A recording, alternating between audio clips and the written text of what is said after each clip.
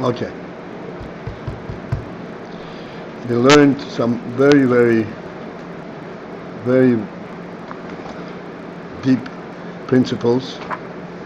So we will just review them and discuss them. We didn't have a chance this morning.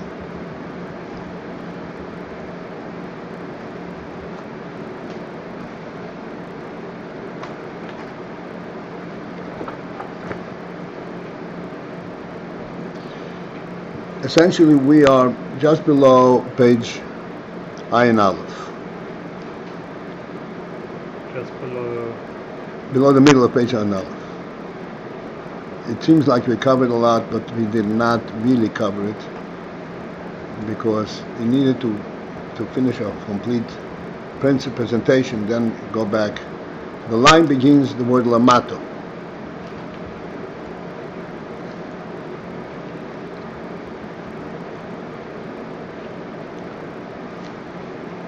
Just below the middle of the page, Ayin Aleph.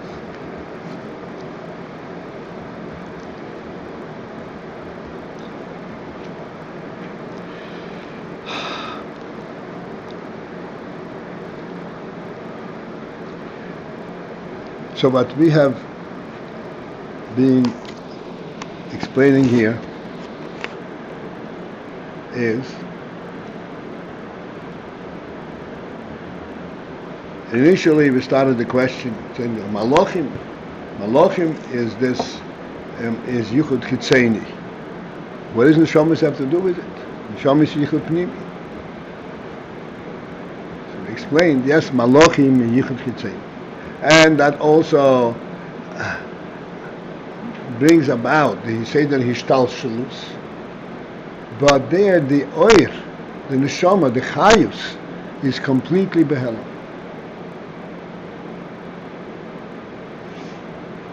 In our day and age, we do not need to dig very deeply to find a world devoid of Chayus. Can you hear me? You want to interrupt? A world devoid of Chayus. As a matter of fact, this is our struggle with the whole world. The whole world, I mean, if over the years until finally it came with, we devised some kind of a structure, of a theory, that really a whole structure of a world going on without an iota of chayus. And everything is just reactive. And everything is just protecting itself from danger. As we pointed out, that is the stupidest things anybody could have invented. Something that has no chayus, how does it know to protect itself? Why does it want to protect itself?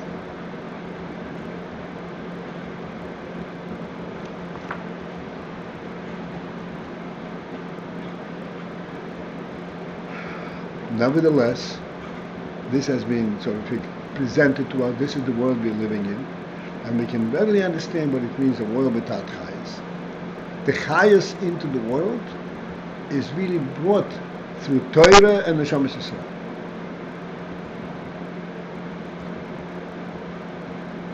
Say the Ishtalshalos that would have been created even through Yichud Chitzoni De'avo by Malachim would in fact be a Yichud Chitzoni. Chitzonis without Pnimius. What's this last point about the Menachem? If it were exclusively the Yichud Avo through Malachim, which is the Yichud Chitzoni De'avo, there will be Chitzonis without Chayes, Chitzonis without Pnimius. Even though, as we said before, there cannot be Chitzonis without Pnimius. Pnimius is the origin and it goes along, but it would be totally behel. There's nothing there to reveal, to bring it out. Neshama Yisrael and Torah, this is what brings the chayes of the world. Also, in other words, there is, in fact, I say that Hishtalshalus b'chitzonius,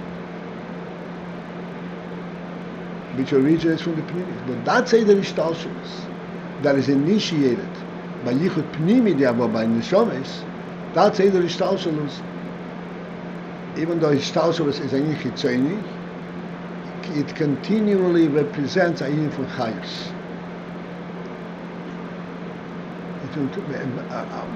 Chayus is, as we have discussed this week, the meaning, the reality behind it. Now I want to discuss this a little bit broader, and we'll probably go back and read it inside.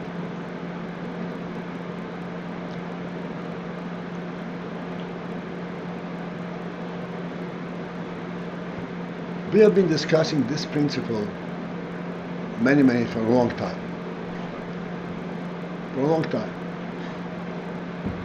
And we originally said our original illustration was the clock on the wall. Now the clock on the wall is Chitzoni Shebechitzoni. There's a wall that doesn't know what a clock is. There's a clock that doesn't know what a wall is.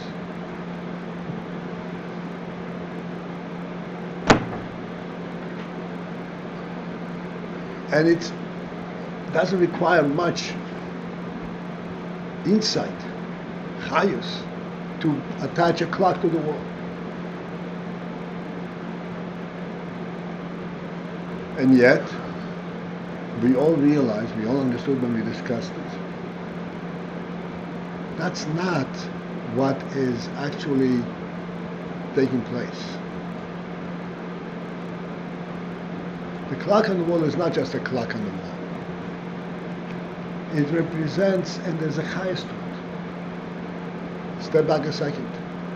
The proof that there is a chayes, as we said many times, if you have a cut on your finger, the finger is going to heal. Why? Because there is a chayes, a hidden chayes that is not cut. Chayes means that the reason the finger is the way it is not because it happens to be flesh in a certain form. Please follow this. It's not because this flesh is in a certain form, but because there's a chayes that dictates this is the way it should be. Because you're representing a chayes hanefesh, you're representing a godly purpose. You have to be this way, and because you have to be that's why you form this way. The opposite of what it appears in the physical world. That's mean chayes. That's mean pnimius. And this pnimius element is an element that is really invulnerable. It is literally invulnerable.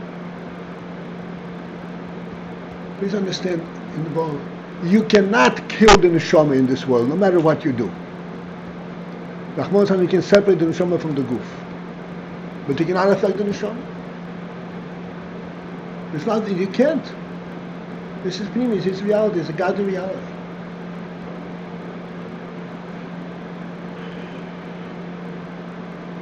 to the extent, like as we know, Ava Pishachoto Yisrael. Pishachoto, even if he sinned, he remains a Yid. The Neshama remains a Jewish Neshama. You can't affect it.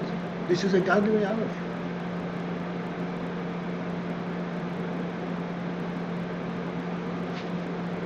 So this Chitzonius, which is Chitzonius in the world, but it because the world was created from the Pnimius, and with the Pnimius impetus coming from the Neshamas and Torah, there is always a Pnimius element. At whatever level you are done, you go down. A clock on the wall cannot be more Chitzonius than that. There's a Pnimius Chayas in this. It represents a human perspective. As we said many times, it's not just to know the time, because most of the time you don't need a clock on the wall. You look at your arm. You call up. You don't need the clock on the wall. The clock on the wall symbolizes human life. This is a human home, and a human home, a human life is disciplined, is meaningful. It's you keep track of it. What time is it? It symbolizes the fact that there is significance to time passage. That's what a clock on the wall is. That's why every home, human home, has a clock. It's a symbol of human life. It's a premise again. And then, as I said, the practical point is, where is it the proof? And the proof is simply, if the clock breaks, there'll be another one in its place. It's not just this clock. Why? Because there's a chayas to it.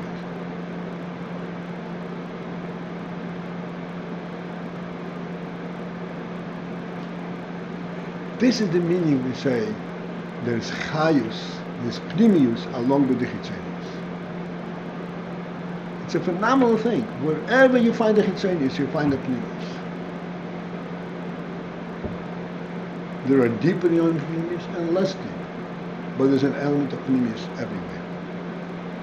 And that is all due. That is all due because the Hishtalshelus is initiated not by the Malachim but by the Neshamas. Not initiated by Yichud Chitzoni but by Yichud Pnimi.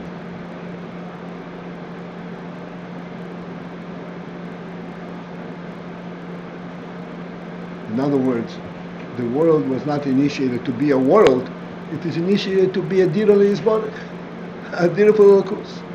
That's what it was initiated for, not to be a world. And this is why there cannot be a moment where it's devoid of pnimius. It's hidden. Thank you. Oh, just put it down here. Thank you very much. Got it.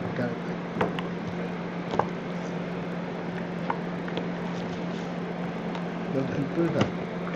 Yes. Okay, done. Thanks a lot.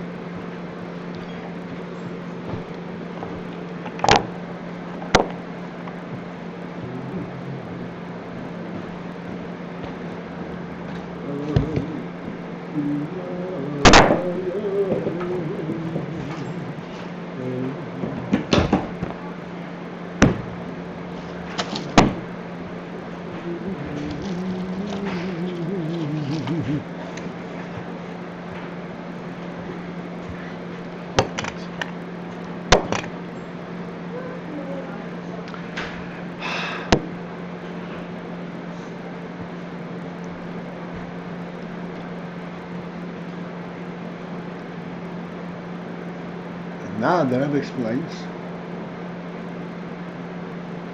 the most pointed principle.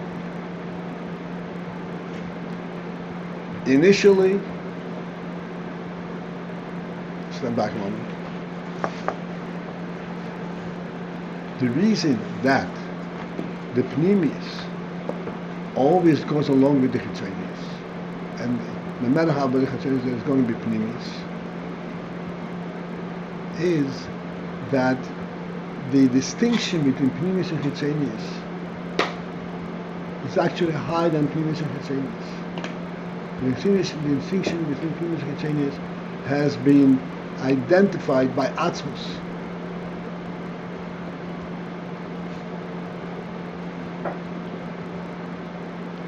Initially, this is where it originated. Therefore, this pnimis and chitzenius, there's no way it can be lost because there's an Atzmus element that identifies it. And this is what he says. And here's the crux of this whole page here. Initially, the distinction, the birur of the pnimis and chitzenius is in Atzmus. How much in Atzmus? Now, Atzmus means higher than Rotzen Pnimi. Higher than Rotzen Atzmus. Atzmus itself. This is what identifies it.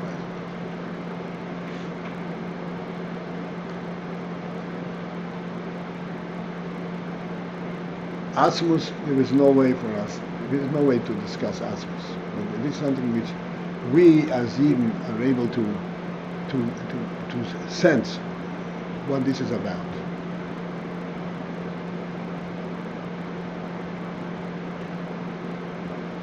The Mesholim, so to speak, that alert our mind, our Chokhmah, to that principle. There are many. One very simple one.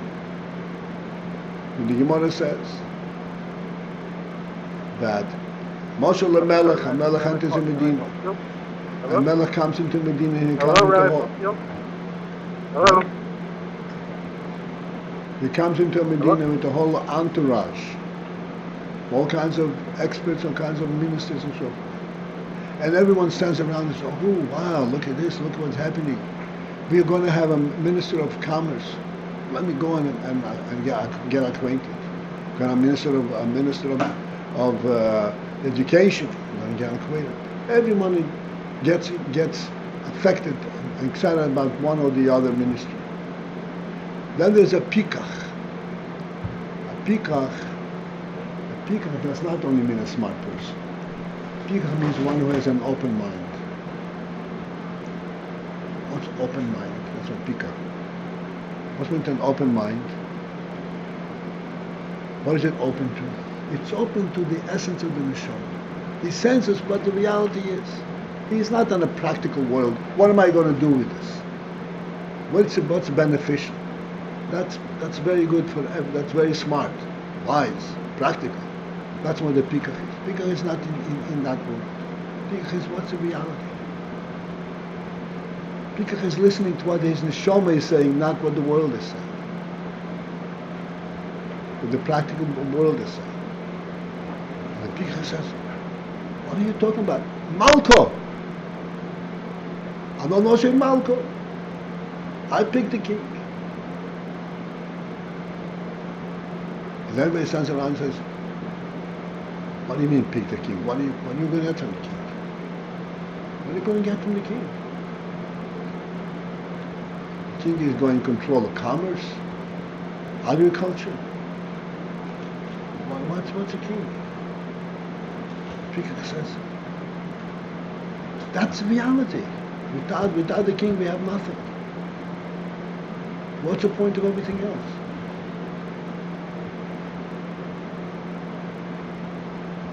This is the unit of Atzmus.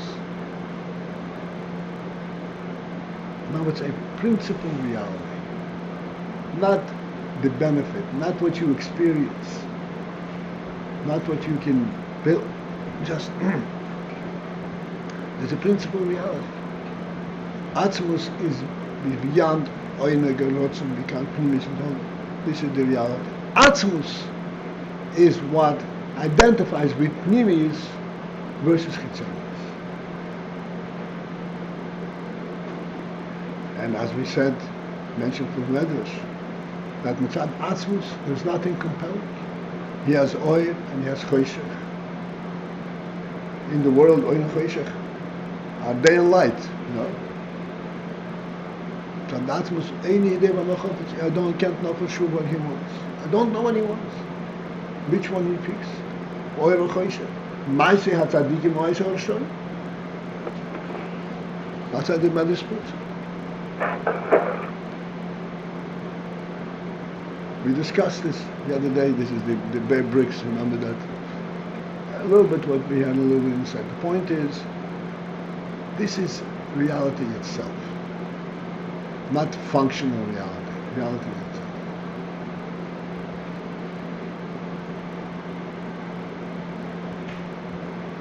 This is what identifies Pnimi from Chassidus. Because if not for that, there is Maaseh HaTzadikim, Maaseh Rishon.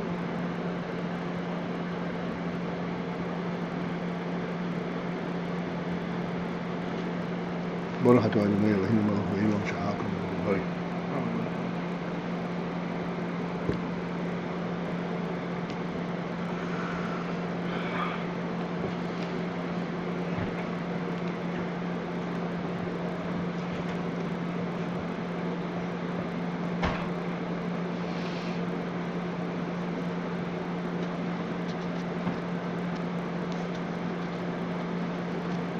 That identity is made by Atzmos, originally. And then he goes to say that he's Talshus. Ultimately, on the final stage, it is identified by Neshomas.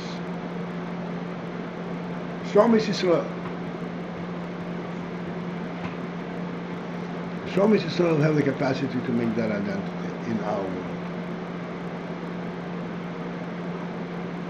This is why the Neshomas Yisrael, they were chosen. They are the only ones who were chosen by Atzmos. They're the ones who have the Torah.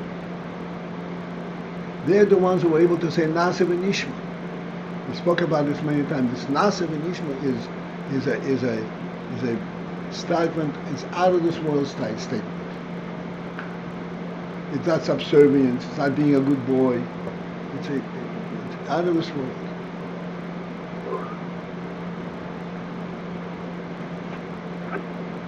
It's like we said, comparable to Dinu was the people said anon nosig malka.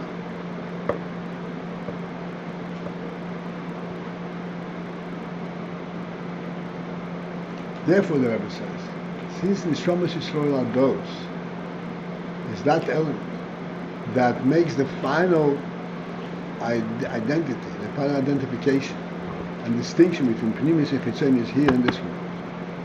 And that identification is all within Atzmos capacity. It's in the realm of Atzmos. There is no other basis for it. That means that in the Neshomas Yisrael there is an element of Atzmos. This is the final conclusion.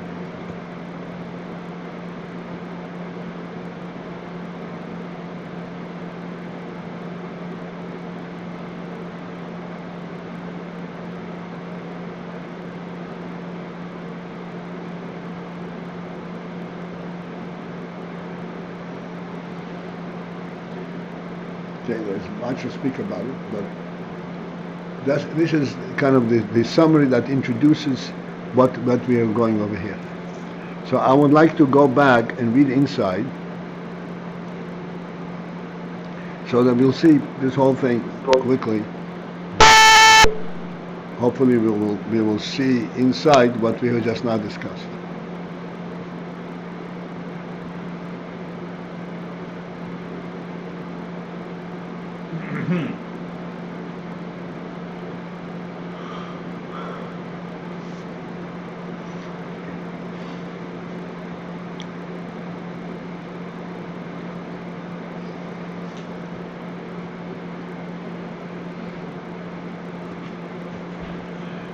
Okay, I'd like to start. This is 7 lines from the top. The line begins with the word bebichinat stimo dechol stimo.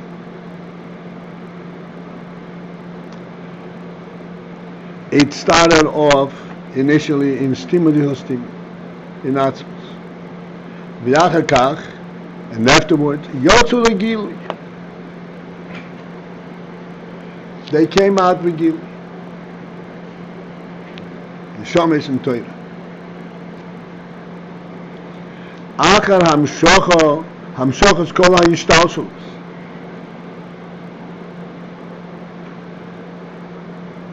After the Hamshoch of the entire Seder Yishtalshelus, just like in the Moshel of the Simcha of the Chasana.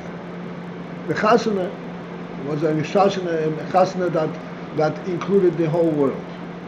Has place for everybody. Close friends and strangers. All these Yishtalshelus. After the whole Yishtalshelus came through, then came out the Gilui, this unique choice on the Shomish Yisrael. This is what happened in Mitzrayim. Even swallow what can be sung, so to speak, in the culture of Mitzrayim. And Atzmus came down and identified them. Within that mix. Because once there is this mix, then this is where the difference surfaces. Even though they were completely sunken. Shu Hamshochas, okay, this is Shtalshelus Hamshochas, Bechinas HaChochma, the Torah HaGduma Lamato. Shtalshelus is the Chochma of Torah HaGduma Lamato. I did not really focusing on these words this morning. Chochma of Torah HaGduma Lamato.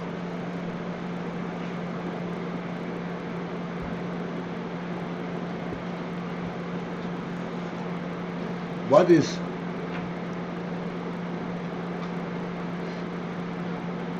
the Chochma of Torah HaGduma?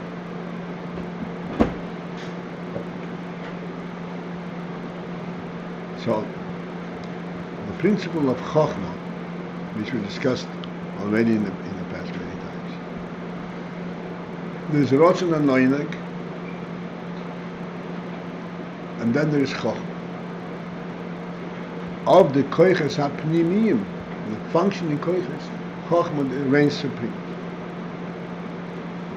What's unique in Chochmah?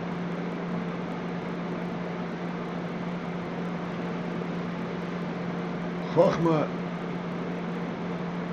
is very unique because it's capable of bridging, of connecting the super qualities of Rotzen and Noineg, which are part of the essence of the Neshama, and connecting it with the Chitzonis, with world.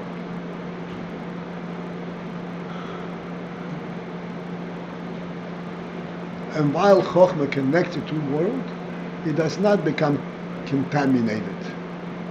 It remains Kedusha, it remains Rotzen and Noineg. That is the unique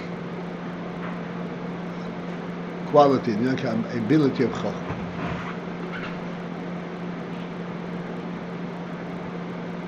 This is not new in our discussion, but I'll just briefly kind of remind and reiterate what we spoke about many times.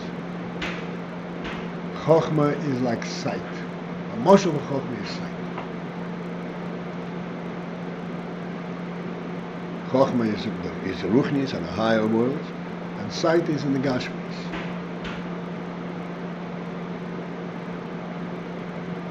Just as Rotzen and Noineg is rooted in the Neshama, and the Chochmah senses the Rotzen and Noineg, and it senses beyond the Neshama, beyond the Rotzen, where it's coming from the Neshama itself. Senses the absolute truth of that initiates Rotzen and Noineg. Chochmah is beetle, doesn't have Rotzen, doesn't have Ayin. What is it bottled to? It's bottled to the source of Rotzen and Ayin. How does it know about it? It knows about it through Rotzen and Ayin. It's It's a very, very fine line over there. Similarly, as we say in the motion of sight. Sight, we have discussed many times. Sight, we are observing a physical expanse of space. But that is not what sight presents to us.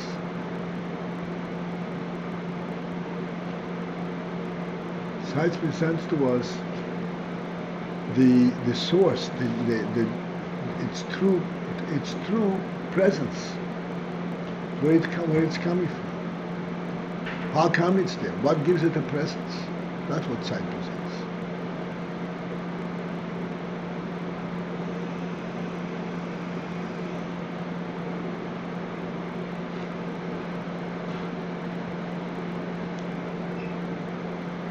When we might as well, every time add something. When we open our eyes and we see the entire panorama, and we said many times, we observe tens of miles across in one instant. It's not possible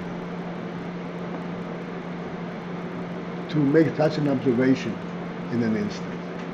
If it were going through the space itself, if we observe 1 mile at a time, or whatever we can glance at a time. No way. What then is taking place when we observe the entire panorama in one instant?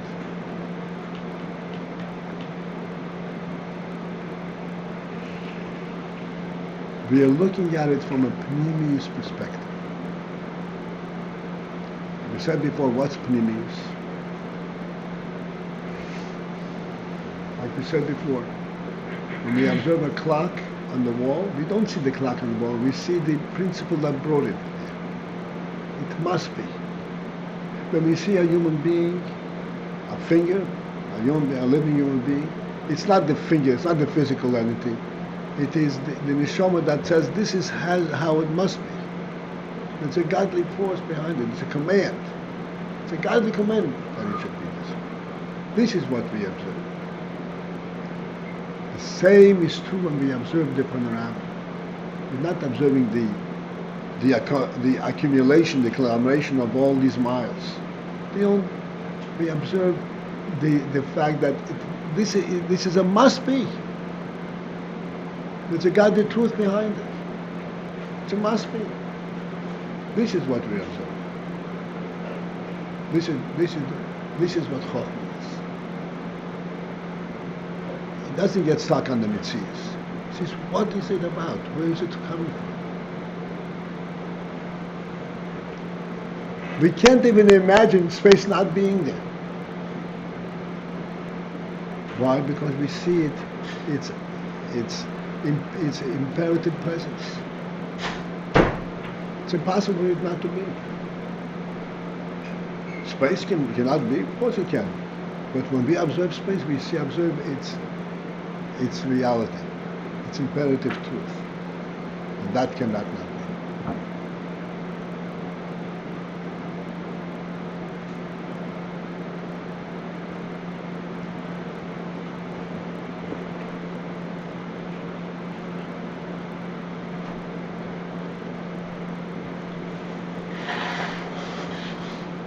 So this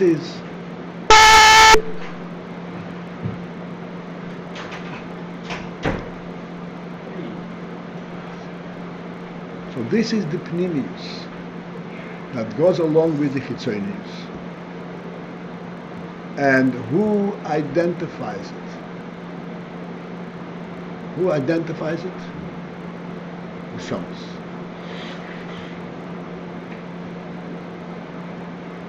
Only neshamas can identify it.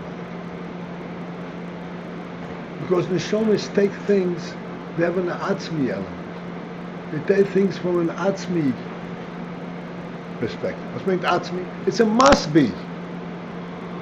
It's not a fact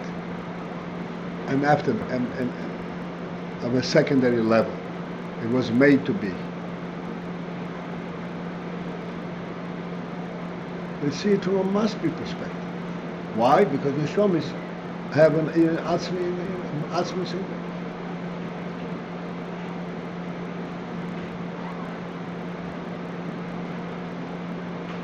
That's why the neshamas. When the neshama looks at the world, what does it see? Neshama looks at the world, what does it see? World? No. See God. Godliness. It sees the intent and the kavanah elikis in it. That's what it is. Just as when you look at the clock on the wall, what do we see? The dog sees the clock. Pardon me, the cat sees the clock. And when the cat gets insulted, all of a sudden we skip the cat. What does a human being see when he sees a clock on the wall? The other day, going back a few weeks, we had this question and somebody picked up, she's a clock on the wall. Now to see the clock. He sees the highest behind it, the truth, the human truth behind it. He sees the life element, the essential element of the human soul. What is the essential element of the human soul?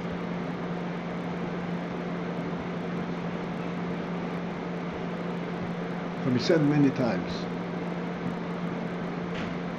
The human being in this world has a unique presence. He is not in this world to be there, to sustain himself, to excel, to show up. None of this. To experience. He is in this world to make it in a world. Make it a world? To make it a world. To make it a real place. To affect it. That's what he is here.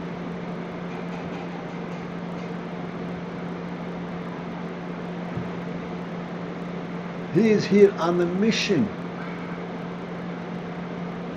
He's not here to experience his own experience, to experience the world. He's here on a mission. That's what a human being is. A human being who gets caught up in worldly experience, no matter what worldly experience, whether it is seeking worldly pleasures or any worldly experience. Now you say, oh, look how huge this world is, look how huge. This is losing the human element. The truth, what he is here for. What's in the chivshuha? Chivshuha means transform it into a human quality. Don't be bogged down, don't be captured by its glory. You glorify it. Your glory is greater than anything that you find in the world. You're including in this. I'm sorry? You're including in this comment that you just human being, bichlal. A human being bichlal. Clearly, Shomish Israel are in a category of themselves. But every human being has a duty to live like a human being. It's not just enjoying the world. Well, the difference is, yes, it's not just to join the world. It's maybe not to just the world, to join the world. He has to eat, the cat has to eat. But his job is to eat like a human being. There's a mission. Cat does not have a mission. Doesn't have a mission. Cat, if it is food, eat. The human being has to discern, am I allowed to take this food? By Yid, it's completely different criteria. By a Godel Havil, it's also a criteria. Is it mine? Is it meant for me? Is it ever Menachem? It's one sample of a mitzvah for them. But even the from the neighbor say, like, am I allowed to eat this? Why not? It's food. No. There is right and wrong. There's order to this world. Was it given to you? Was it meant for you? Or was it not meant for you?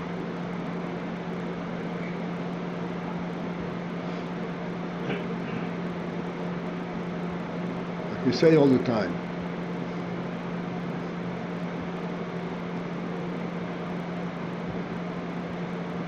in a creature in the world, there are two distinct elements. There's the pnimi and the makif. The pnimi is what this creature stands for.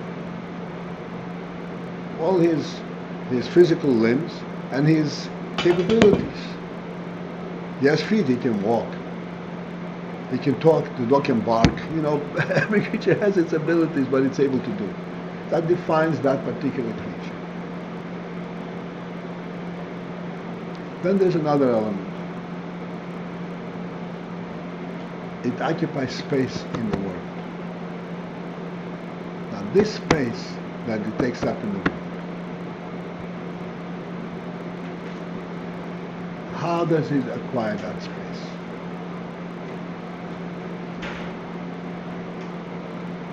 Here is the great distinction between the human being and the animal. Even the goy. The animal does not acquire its space. He's there, happens to be there. And if you take it away from him, he's going to attack you. That's how he holds his onto the space. A human being, even a goy, there's dinim. Doesn't compare to Ayin. But nevertheless, have to maintain dinim. There's ownership. He has a right to this space because the AyinBase said to him, you have a task. You have a mission. If you have a mission, the AyinBase gave you a place to be. Mission is related to a place to be. Mission in the world means you have to be able, you have to be here.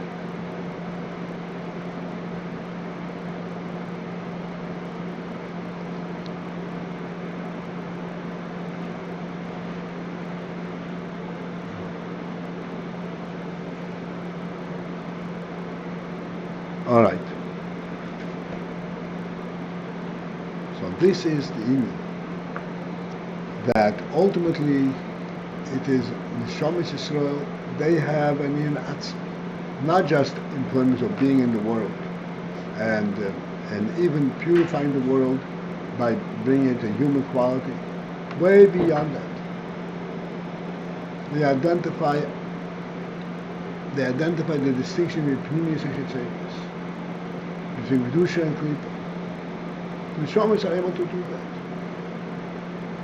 This is a distinct Yiddish. This is the Neshama. This is a Bekoyach Atzmus itself. Okay, so let's look inside now. Okay, can I ask a question about something? I don't know.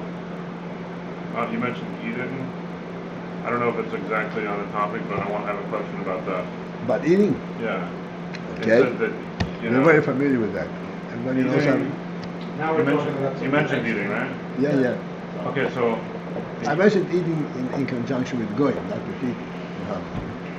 But, either way, okay, go ahead. with a human being, I'm just going to say, human being,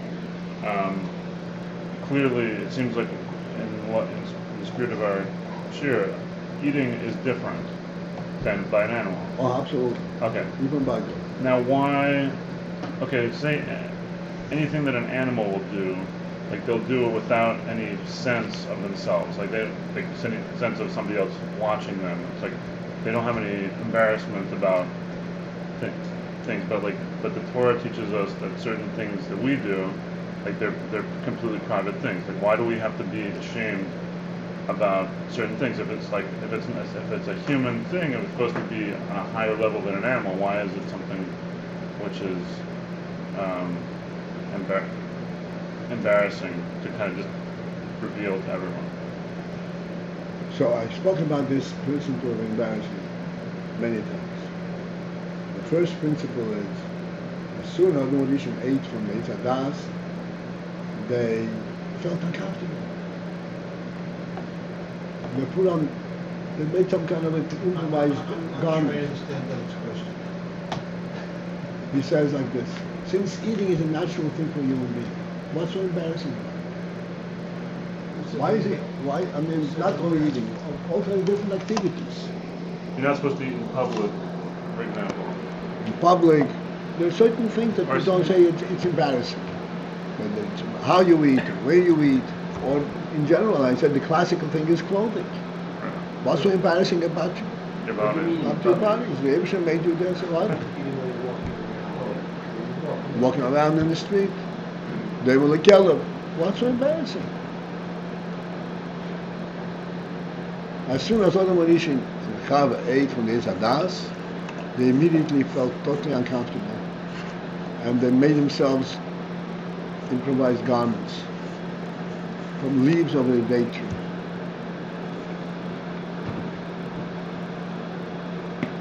What happened over there?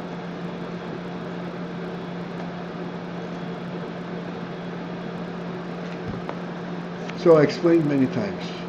Okay, here is a principle I'd like you to understand.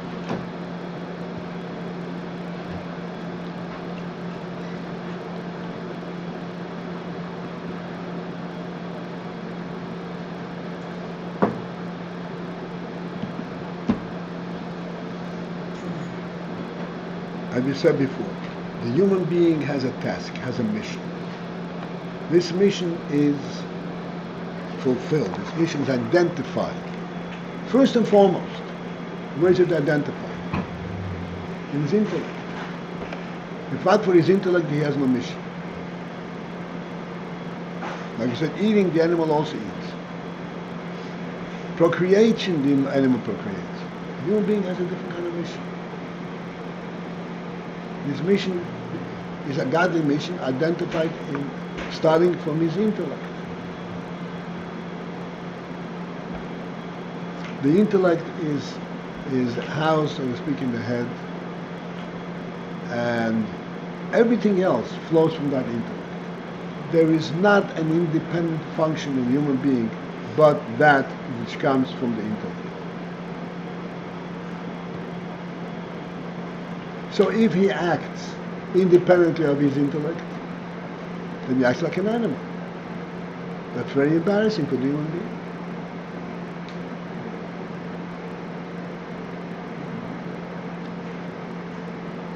This is where clothing comes in. By an animal, he has his feet, he has his whole body, and he has his mouth. The mouth is made to eat, and the rest of the body is made to other. Everything has its particular function.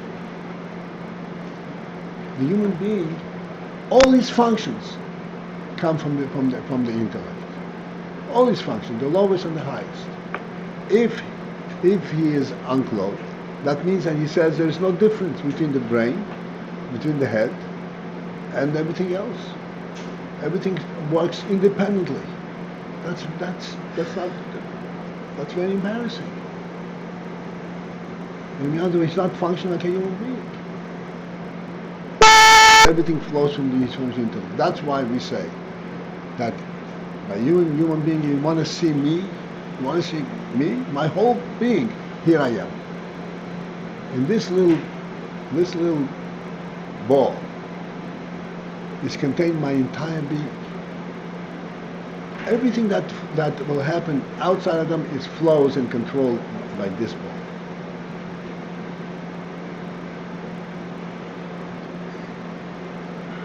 That's why I go and I cover everything up. Shouldn't be making a mistake that these are of equal importance as this. And if I don't sense a difference, then yes, indeed, I'm very embarrassed.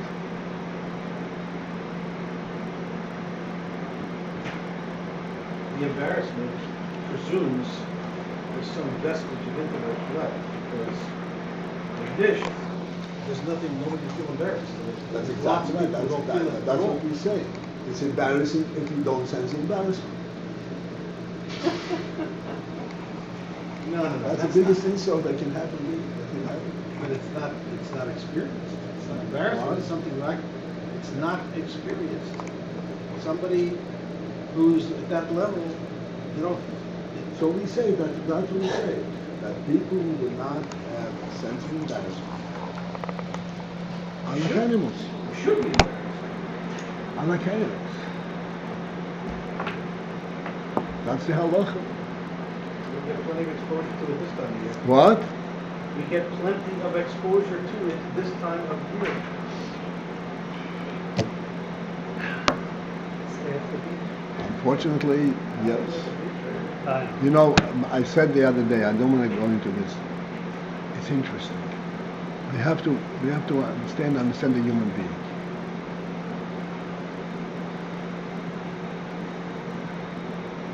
There is what's called a fad, style. This is how you're supposed to dress. And if not, you're out of style, and everybody's taunting you. You watch these young ladies who are in style. They're so uncomfortable. Unsere? Unsere und nicht unsere. So uncomfortable. I've seen it all the time. I'm sitting in the subway, going back here, I'm sitting in the subway. And this lady, girl, whatever, sitting, you know, with a skirt that hardly exists. And she sees me, she's pulling her skirt down. Why are you pulling the skirt down? Because she's tough and uncomfortable. She sees that this is ridiculous.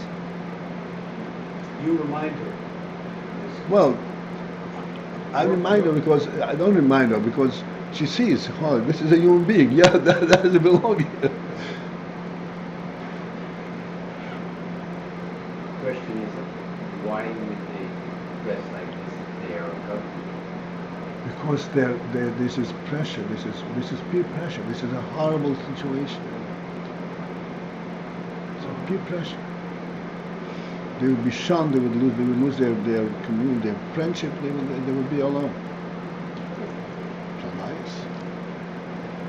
It's a little hard to understand how now we have this influx into our Dalaramas of. That's right. It's hard to imagine. It's People very walking hard. around in this neighborhood, they see Very what's hard. here. How do they It's not? also the same base. Same base. Okay, let's not give it to any more time than that. Okay.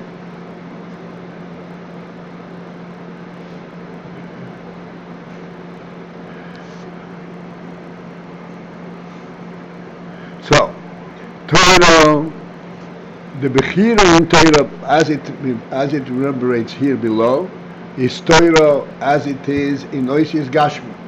Not Torah as it is in Lamailo. Torah here Lamata in Oishis Gashmi. And in Mitzvahs Gashmi. Neshamas Yisrael, the same thing. The way Neshamas Yisrael are here Lamata in Gufim Gashmi. And these, within the context, within the parameter, the context of the world, they are distinguished. Who can distinguish them in this context? What's the difference, this body or this body?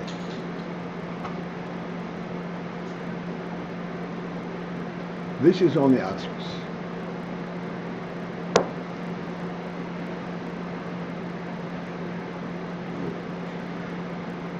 Where are we? We're still in this world. Let's go to the line that begins with what we niach. It's about a third from the top of the page, Ayin Aleph. We're going to go fast because we discussed it. We learned this morning. V'niach HaKadosh Baruch Hu Ezra Ayin V'Satachtein. HaKadosh Baruch Hu let go, bypassed. Elyonim V'Tachtein, the higher worlds, and Malachim V'Tachtein in the lower worlds, in the lower Malachim. V'Lei Bachar B'Kulam, and he did not choose any of them. Ki Im B'Yisrael Amoy, except Yisrael Amoy, Yisrael his nation. This choice in Yisrael Amoy is not due to any quality. It is due to their essence, as I'm going to see in a second. Veitzim Mitzrayim, and he drew them out of Mitzrayim, v'nosan lehem ha'Torah, and he gave to them the Torah. She'al yodam davka yiyeh gilui hapnimi v'hatzmi, the time ago, only through them, to Torah and to Israel, will be the gilui hapnimi v'hatzmi, the time ago, will be the gilui of Tainug or Rotzen or Elin should be Atzmusa Yisborach. The Rotzen that's in Atzmus will come down, Higam Lamato Mamash, will be here below. It will be through exclusively to the Neshamas Yisrael. The Rotzen that's in Atzmus. So even though the Goyim also have a mission, they cannot distinguish between externalities. Yeah, no. They just identify themselves. What? Identify themselves. They are nature. It's not identical with Mimish and Concerns. Goyim do not attribute their uniqueness to God. They attribute to their qualities, seichel, midas, whatever it is, capabilities. It's not a godly selection.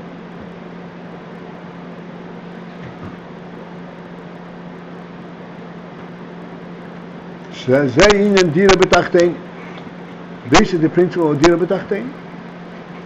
Dira B'tachtein means because the Rotzin that's in Atzmus is mislabish below.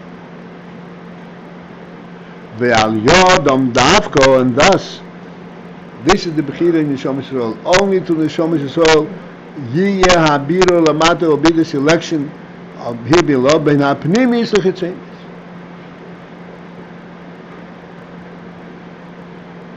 So the bearer here is a outgrowth of Huh? the bearer here is an outgrowth of the Bechira L'mayla. Lamayla. It's a completely different meaning.